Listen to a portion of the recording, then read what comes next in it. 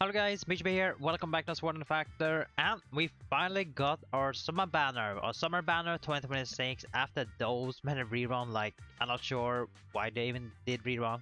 We were waiting for the better banner. No. Actually, Kepao banner was pretty good, with the Angry Alice and Leafa as well. Now Leafa is pretty good for the newest boss as well. Either way, we have this newest banner, the Sunlit Summer Beach Order. Short about it, you can see it's a 5-step banner. Step 1, prison off. Step 2, Step 4, nothing special. Step 3, a guaranteed random 4-star. And then Step 5, a guaranteed new 4-star. What is these 4 new skills here? We have Silica, Leafa, Sinon, and Asana UE. It is though a UE skill cord, not an Asana skill cord. And you can also see that UE, Sinon, both of them are full burst. Leafa lane skill, and then Silica an axe skill. And then we also have the 6% drop rate, which is crap. Just ignore it. At least the drop rate is still bad either way. Overall, it is an expensive banner, 11,250 Arcane Gem, so hopefully you have been saving a lot of Arcane Gem if you were planning to summon on the summer banner. And the duration of this is till the 13th of August, so roughly a month for you to decide if you want to summon this one or not. Let's talk about the skill cord. Not gonna lie, all 4 going to be really good. And we start with Leafa here, across the Azure Waves Leafa. This one is gonna be an axe, link DPS. If you're into link DPS, this one can be really nice to have. Is that it's gonna be really hard to build. You want to build in a link axle build setup.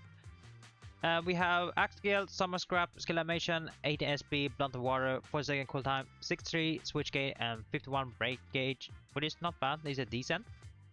You'll deal 2709% damage to each single target. Then we have Aka 4 and enhanced blunt, buffing water element damage and blunt damage, very good. And then we have an axle effect. While axle skill is activated, the next attack enemy receive will induce double damage, the mark debuff. So can be really good, especially if you don't want to run engrave in your DPS build. So you can run something else, like maybe flat attack if you need that, or maybe damage skill, or maybe something else. It really depends. So it can be really good, especially if you don't to run an engrave in your build. For link skill effect, it is pretty good as well. The first one is when you activate, and then the other 50% is when you reach level 50. Level 100, you'll get more attack, it depends how much HP you have, and then damage onto enemy with the blunt 50% when you reach level 250. So pretty good link DPS for axe if you're into that. Otherwise, it is like kinda niche, pretty hard to build, and also require a lot of investment. And then we have Silica. It is an axle pass skill with decent skill effect. Stun resistance is real nice, especially in late game where the enemy apply a lot of stun resistance. I think, for example, floor fur free, the Eliminator, that one do apply a lot of stun. We do also have squad jumble, so it can be real nice for squad jumble event or GOG, can also be real nice. Then we have break attack 5 that gives you 75% attack. It is a lot, it is really good, but it is only when you break the enemy. If the boss doesn't have a break mechanic, you are never getting the 75%. And not only that, we do have other option to get 75% or more attack. For example, if you have a support that gives you a lot of attack, then you don't really need this. So break attack 5 is like, it is kind of situational. Can be really good for GG, for example. There you're breaking a lot, can be real nice. And then we have another additional effect. While axle skill is activated, break the dam 4 break gauge amount verified at the enemy. This is pretty nice, especially if you're running a spear set. Spear is currently the best frost weapon to break the enemy that's with the frost. So having this one can be nice, and you are gonna activate the axle when you're breaking, so having this can be really nice. Increasing the break gauge, meaning you are able to break the enemy faster, so pretty nice pass skill. So overall, I would say it's a really nice pass skill as a utility, stun resistant, break, and then attack, who cares about it. So it is kind of situational where you want to use it. Maybe like in support build, I don't really see you using this in a DPS build, more towards support build, or if you're running a debuff build, for example on spear, then this one can be really nice. Can be really good if your role is to apply stigma. And then we have Sinon. This one is a really good full burst bow. It's a dark element, frost and dark, 50-second cooltime, 48 switch gain, 28 break gauge, not the best. Then the full burst, you're getting 56. To activate the full burst, you have to do dark frost, dark fire. But if you didn't break the skill, investing some nitros into it, you are removing this sequence and only to do dark frost dark. And of course, this one gonna be really good for any Frost Dark content. If you look on the skill effect or the burst effect, 5500% 60 single target. It has 3 bonus: deliver your own HP, the more attack reget up to 200%. Good. Second bonus, you'll get more dark element damage if you have curse stacks or old grudge. They are referring to old grudge because that is only the one that has stackable curse. Meanwhile, the normal curse, it doesn't have a stack. So in this case, they're referring to old grudge. You can get up to 50% dark element damage, which is good, but it's kind of rare to see enemy applying old grudge. So it's mainly good against later newer boss that can apply that. Otherwise, it can pretty much useless. And also, it is only for those that can play around curse. Otherwise, you can use ignore this. You don't really need the 50% because we do have this one. This one is something you can rely a lot on. Third bonus, final one, damage done to enemy with frost 1% when equipping no AG skill in the same set. Should be really easy. AG doesn't have that many skill cord unless you're using an angry AG. Then you have to replace it. As many new full bursts right now we are getting, they do have additional effect. The full burst state. This one gives you 75% dark element damage for 20 seconds when you are in full burst state. So this one is now the one of the best full burst bow for frost and dark content. And if you want to compare it to the other one, if we have that, I don't really remember if we have that. The bow dark, then go full burst. We have this one, but it's pretty all low multiplier, doesn't have 3 bonus, and also it relies on crit damage, which is kind of rare. So this one is now the best burst skill and definitely a skill that we really want. And also if you're farming up frost dark content, if you look on the content right now, what do we have? Floor 1, you can use bow on any floor 1 bosses, it should be fine. On chapter 2, frost water, frost holy, frost dark, so we can farm on gale if you're farming gale against all the optimized thing. Not gonna lie, this one is kinda hard to farm compared to the Bloody Eye and the Eliminator because this one is kinda annoying. If you can burst it down with a party, you should be fine.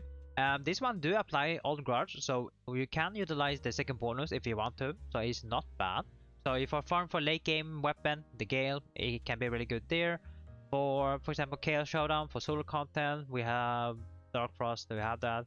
The Black Water, you can do that, it can be really good there. Any later, not really, maybe in future, if they release another Frost Dark, it can be really good. For example, GOG, it can be also really good. So it is not bad, it is really strong. So pretty good if you're a bow main, you definitely want this one. Or we can also actually... Oh!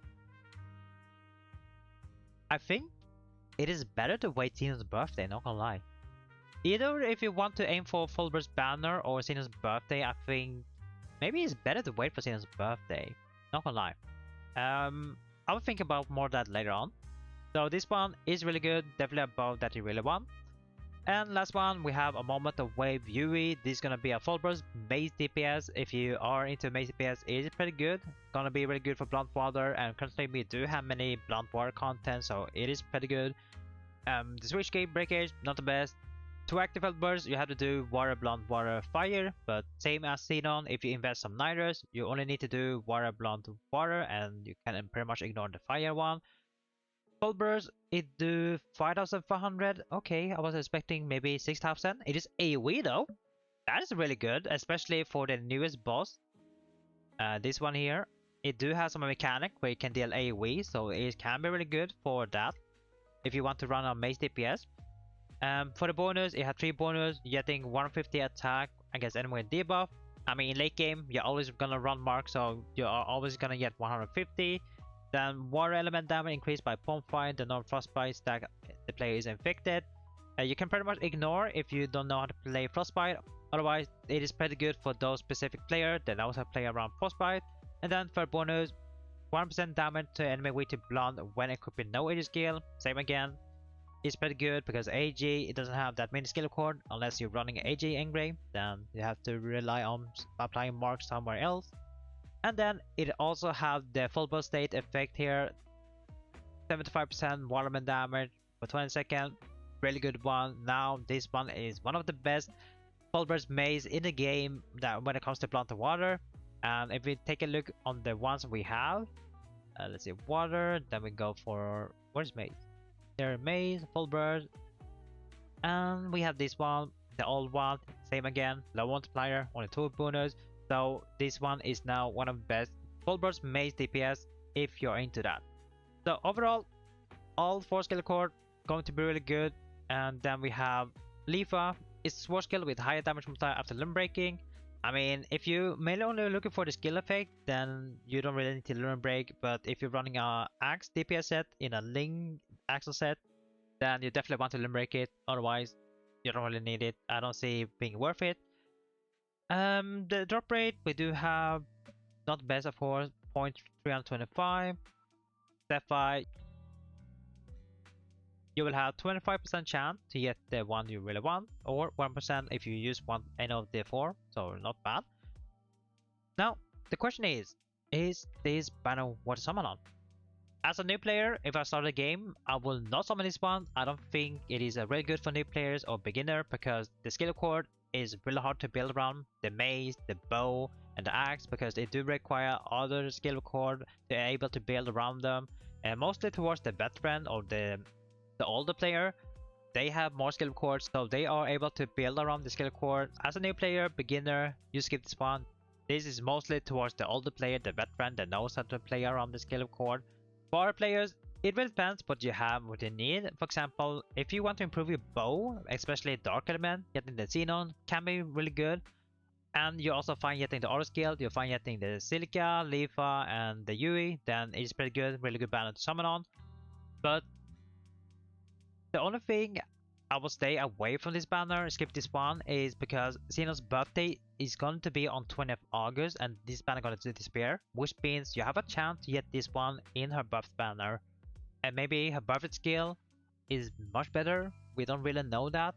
So my recommendation will be, if you're looking for bow skill, a lot of bow skill, then summoning Sinon's birthday banner will be much better. Especially the birthday skill can be really good, and also you have a chance to get it, so her birth banner might be better than someone on this one.